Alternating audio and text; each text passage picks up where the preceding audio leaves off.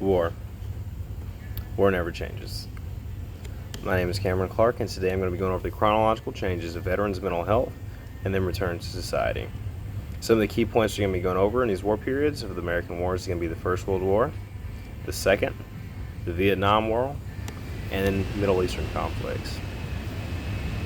The first thing we're going to be going over is going to be the type of warfare in World War I. World War I was met with lots of trench warfare. This is going to be lots of different soldiers, and all the troops are going to be taking shovels and different things that are similar to this.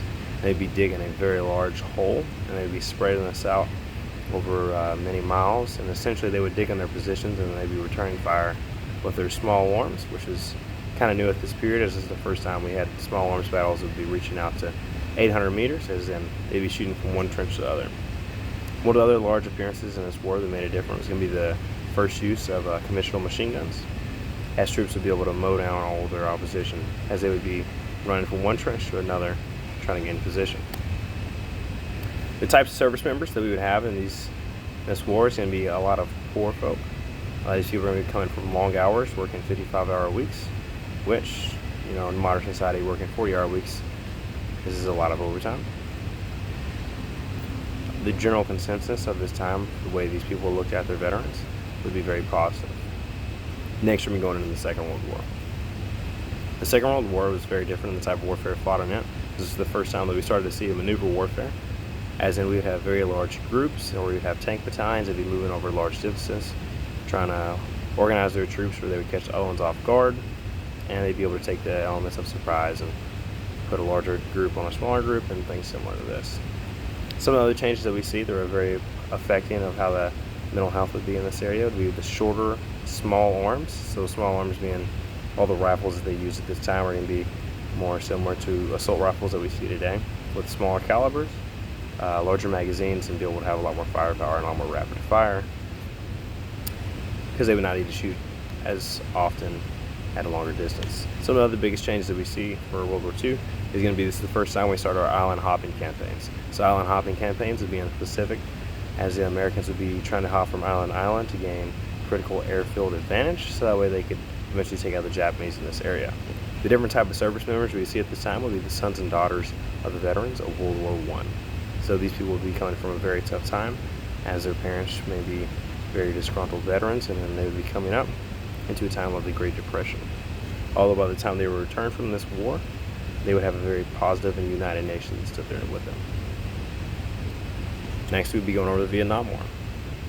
The type of warfare in Vietnam was very different also itself, as in it was jungle warfare, and it was very unconventional fighting compared to the other two wars before it. One of the biggest changes is going to be there were harder rules of engagement, as in it would not be as understandable when American forces could shoot at the enemy.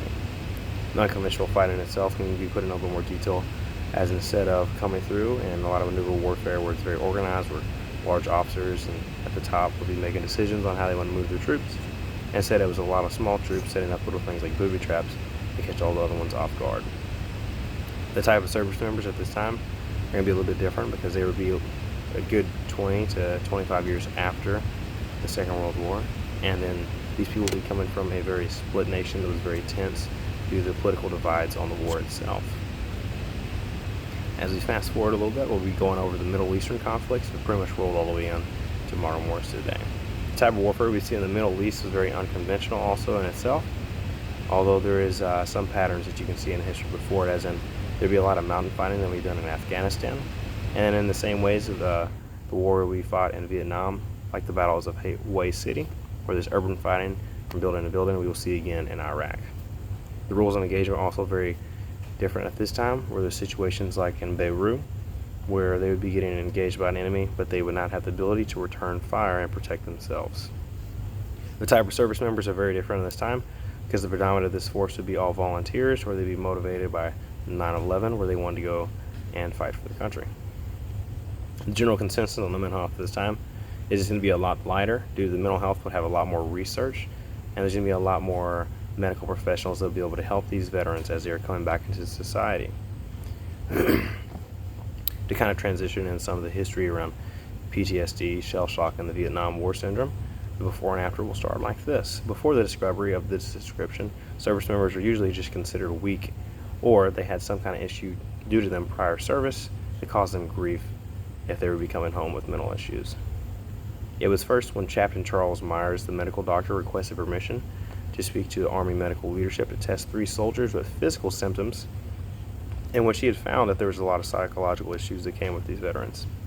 One of the things that was coined by him was the 100-yard stare, as in these troops coming straight from the trenches would be so used to just staring at the trenches waiting for the enemy in front of them to provoke them and come towards them, and they need to return fire, that they would catch themselves very often just staring off into the distance.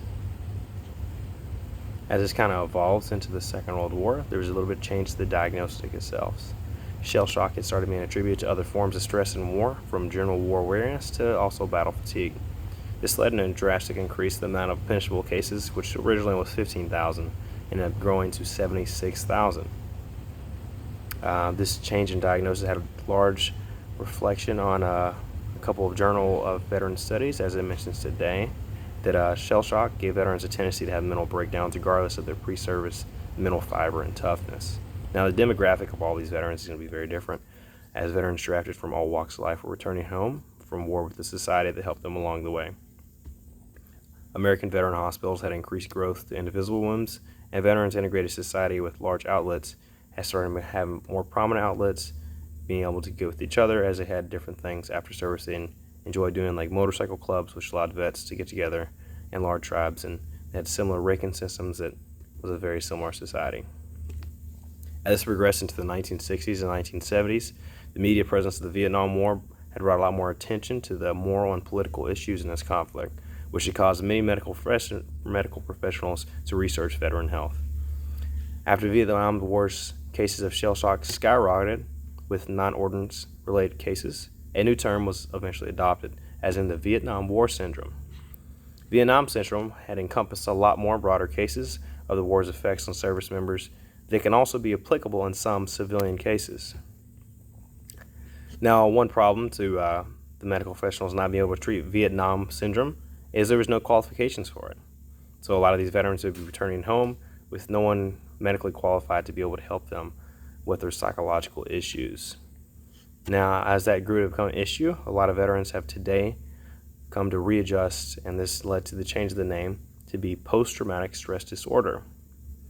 Now, one of the things that allowed more medical professionals to help veterans today was that post-traumatic stress disorder can also be applied to civilians or anyone in a traumatic issue, whether that be from a wreck or psychological abuse or sexual abuse or anything similar.